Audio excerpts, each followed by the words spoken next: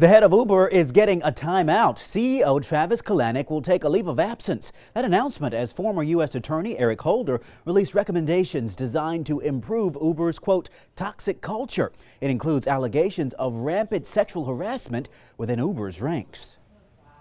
We now have the first official word that the folks who make iPhones want to get into the car business. Well, only sort of. CEO Tim Cook told Bloomberg Apple may not want to build a whole car, but rather the car's software or brains so that it could then sell to automakers.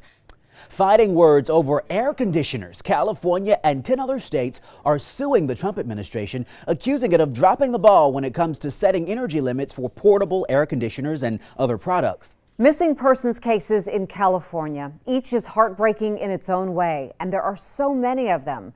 Right now, crews are searching a lake in Santa Barbara County for this 5-year-old missing boy.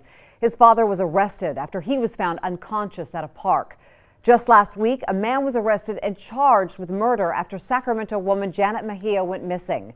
And yesterday, this man, Tad Cummins, appeared in federal court in Sacramento. Cummins is charged with kidnapping a 15-year-old student in Tennessee and driving her to California. Authorities say before they were found, they were staying in a tiny cabin near the Oregon border.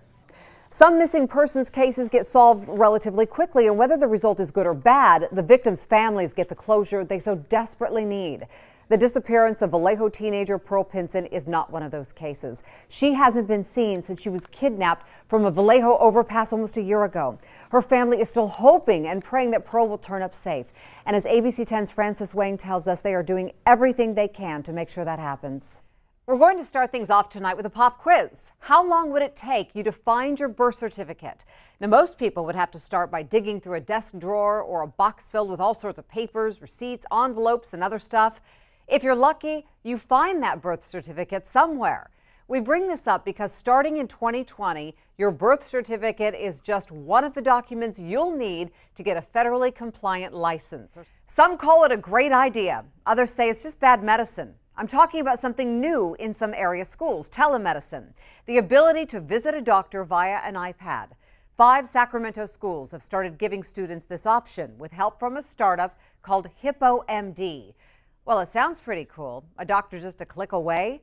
As ABC 10's Liz Croit shows us, not everyone is convinced. Nearly 40 million people live in California, and they live all over the state. But tonight, we're going to focus on 2 cities. You've got San Francisco over there and Sacramento right here. And it seems more people are now getting out of San Francisco. Many of them are moving to Sacramento, where the cost of living is less insane. Well, in recent years, Sacramento has been one of the top destinations for people, especially millennials who are leaving the Bay Area.